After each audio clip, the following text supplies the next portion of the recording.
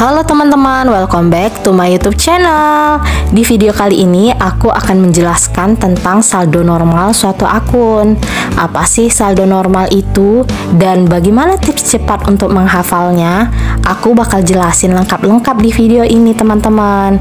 Karena masih banyak juga beberapa teman-teman kita, terutama buat adik-adik SMA yang sering kebalik-balik menempatkan posisi saldo normalnya. Nah, teman-teman yang mau tahu tips menghafalnya, tonton sampai habis ya video ini. Sebelum aku mulai ke pembahasan, jangan lupa di like, komen, dan subscribe ya teman-teman. Dan jangan lupa aktifkan tombol notifikasi loncengnya supaya teman-teman gak ketinggalan video menarik aku lainnya. Oke teman-teman, aku langsung ke pembahasan ya. Keep watching. Nah oke, sekarang kita masuk ke poin yang pertama ya, tentang analisis bukti transaksi. Nah teman-teman, kenapa pentingnya transaksi itu dianalisis? Ayo, kenapa pentingnya bukti transaksi dianalisis? Nah, mungkin teman-teman di sini sudah tahu ya, kalau di perusahaan itu banyak banget transaksinya ya. Contohnya misalnya perusahaan beli mobil, perusahaan membeli perlengkapan, membeli peralatan, membayar gaji, terus juga membayar utang. Nah, itu kan transaksi yang ada di perusahaan. Nah, ternyata transaksi itu ya harus dianalisis dulu. Nah, kenapa perlu dianalisis? Untuk menentukan apakah suatu akun harus didebit atau dikredit ya. Nah, jadi nanti dari hasil analisis itu tahu. Nah, kita tempatkan di mana ini akun ini, didebitkah atau dikredit. Nah, kayak gitu. Jadi pentingnya transaksi itu untuk dianalisis ya adik-adik, untuk menentukan ya apakah suatu akun harus kita posisikan di debit kah atau di kredit. Nah, kayak gitu ya. Nah, kemudian dalam analisis transaksi itu ada yang namanya saldo normal akun ya. Nah, di sini mungkin teman-teman sudah tahu ya, kalau di dalam akuntansi itu ada berapa akun? Nah, yuk kita ucapkan sama-sama ya. Yang pertama adalah akun harta ya. Nah, yang kedua adalah akun utang ya. Nah, yang ketiga modal. Yang keempat adalah akun pendapatan, dan yang kelima adalah akun beban. Nah, ternyata akun-akun ini harus ini ada tempatnya tersendiri ya teman-teman, di mana dia bertambahnya kayak gitu ya. Nah, tempat untuk bertambahnya suatu akun itu namanya saldo normal ya, saldo normal suatu akun. Nah, jadi di sini dapat kita definisikan bahwa saldo normal itu suatu tempat di mana bertambahnya atau bertambahnya suatu akun atau perkiraan ya. Nah, kayak gitu. Nah, sekarang kita masuk ke saldo normal suatu akun ya. Nah, ada yang namanya perkiraan ini teman-teman. Perkiraan ini sama dengan akun ya. Nah, sama aja. Nanti kalau misalnya teman-teman ketemu di bukunya perkiraan misalnya ya. Nah, perkiraan itu apa? Nah, karena kita sudah belajar di sini, teman-teman udah tahu ya, perkiraan itu adalah akun. Nah, kayak gitu ya. Nah, yang pertama ada namanya harta ya. Perkiraan harta atau akun harta. Nah, harta itu bertambahnya di debit ya teman-teman, bertambahnya di debit. Nah, berkurangnya di mana? Tinggal dibalikkan ya teman-teman, tinggal kita balikkan. Nah, tentunya berkurangnya di kredit ya. Nah, kemudian ada akun utang ya. Nah, utang bertambahnya di mana? Utang bertambahnya di kredit ya, di kredit, dan berkurangnya di mana? Tinggal kita balikkan ya, di debit ya. Nah, kemudian ada namanya akun modal. Modal itu bertambahnya kan di kredit ya. Nah, berkurangnya di mana? Tinggal kita balik, jadi di debit. Nah, pendapatan bertambahnya di kredit, berkurangnya di mana? Langsung kita balik di debit. Nah, kemudian ada beban. Beban bertambahnya di debit, berkurangnya di kredit. Nah, panjang banget ya. Nah, ini perkiraannya banyak dan posisinya karena ada dua ya, debit dan kredit. Jadi mungkin di sini teman-teman ada yang mungkin kebalik-balik kayak gitu ya. Nah, mungkin banyak juga yang kebalik-balik ya. Nah, kakak punya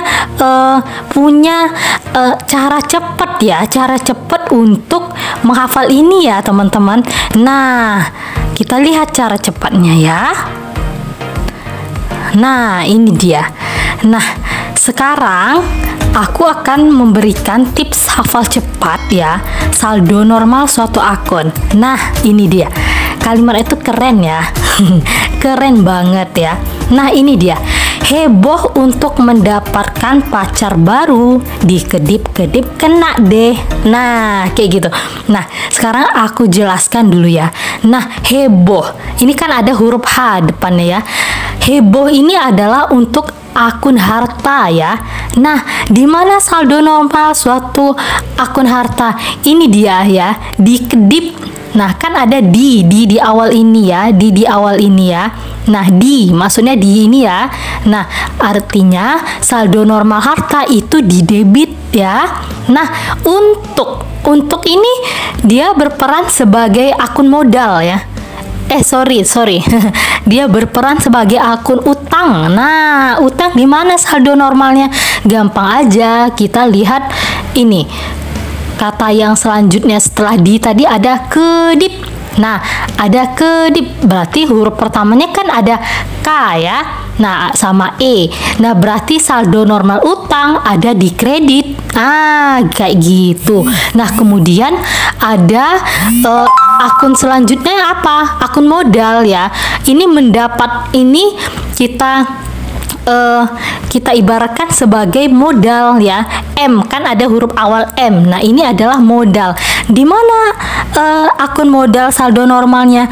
Ini dia kedip ya, kedip. Nah, ada huruf K di awal ini adalah kredit. Jadi saldo normal modal di kredit. Kayak gitu ya. Nah, kemudian ada nih kata pacar. Nah, pacar ini untuk akun apa?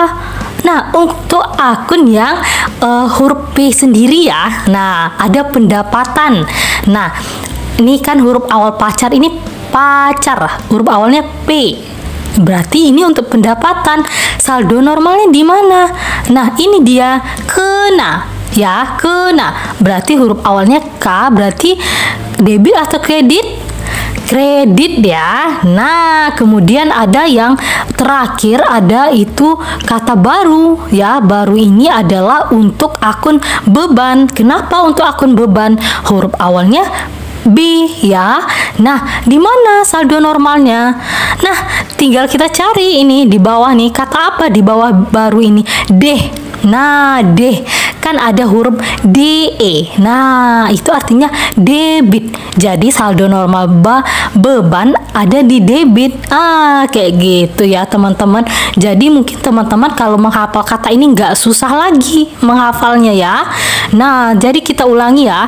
Harta itu saldo normalnya di debit, utang di kredit, modal di kredit, pendapatan di kredit, beban di debit ya. Nah, ingat aja yang cuma saldo normalnya di debit cuman harta dan beban. Selain itu di kredit ya. Kayak gitu. Nah, sekarang kita masuk ke contoh soal 1 ya. Nah, di sini ada transaksi antara Mr. Ari dengan perusahaan miliknya sendiri ya. Nah, tanggal 1 Januari 2021 Mr. Ari memulai usaha dengan menginvestasikan uangnya sebesar 50 juta. Nah, kita analisis dulu ya teman-teman. Nah, kalau misalnya si pemilik ya, Mr. Ali menginvestasikan uang sebesar 50 juta yang bertambah di perusahaan apa? Kasnya. Oke, betul sekali ya. Kasnya bertambah. Berapa bertambahnya? Nah, kas berapa bertambahnya? Kasnya bertambah sebesar 50 juta. Nah, pengaruh akunnya kan tadi bertambah ya.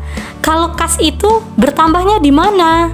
Kas termasuk harta. Harta bertambahnya di debit ya. Nah, itu dia ya. Jumlahnya berapa? 50 juta. Nah, kemudian kita analisis lagi apa pengaruhnya ke akun yang lain. Nah, kalau menyetorkan kas untuk modal awal ya. Nah, berarti yang bertambahnya di sini adalah akun modal ya. Akun modal bertambah. Nah, di mana modal bertambah tadi? Di kredit ya, sebesar 50 juta. Nah, itu dia ya transaksi kita yang pertama ya.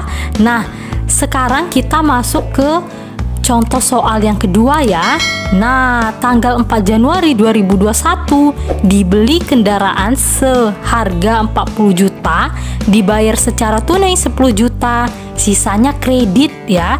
Nah, kita analisis dulu ya. Nah, dibeli kendaraan. Kira-kira kalau membeli kendaraan apa yang bertambah? Kendaraannya ya. Kendaraan berarti bertambah ya, kendaraan bertambah.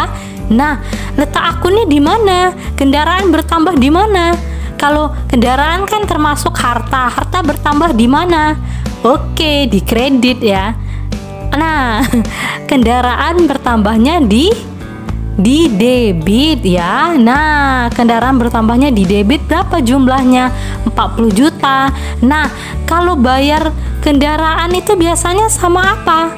Sama uang ya, pasti uang ya, nggak mungkin daun ya teman-teman ya. Nah, berarti kas kita bertambah atau berkurang kalau kita membeli barang?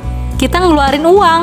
Nah, berarti kasnya berkurang ya. Kas berkurang di, kalau kas termasuk harta, harta berkurang di kredit ya.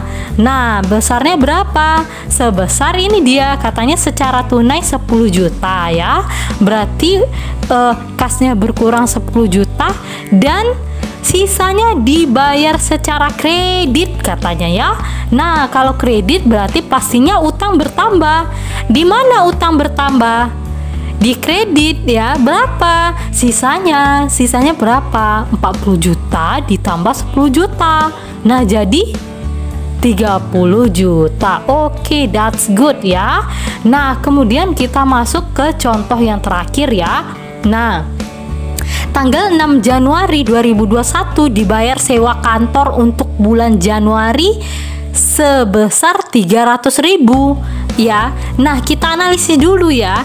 Nah, kira-kira kalau misalnya perusahaan membayar sewa kantor ya, yang berpengaruh itu apa? Akun apa ya?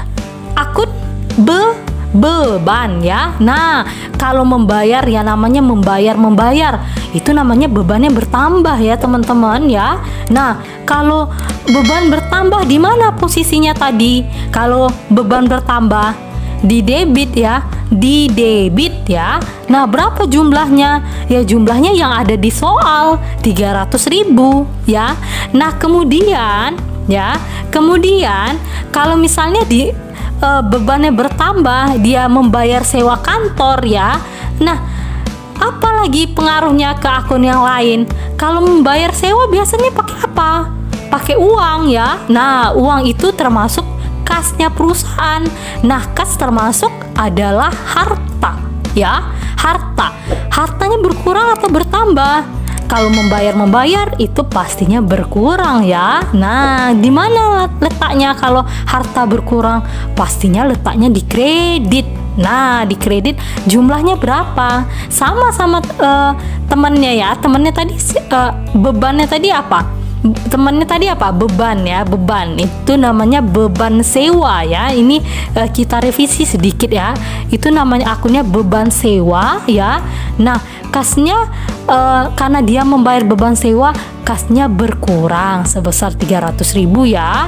Nah, oke teman-teman, itu dia review tentang saldo normal suatu akun.